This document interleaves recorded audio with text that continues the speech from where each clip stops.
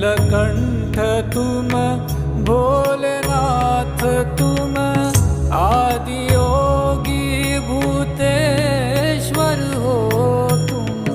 नीलकंठ तुम भोलेनाथ तुम आदि योगी भूतेश्वर हो तुम। रक्षा करो शिव शंकर प्यारे, रक्षा करो शिव शंकर प्यारे।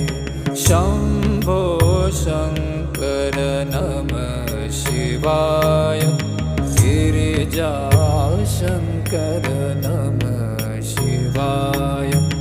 आदिदेव तुम नमः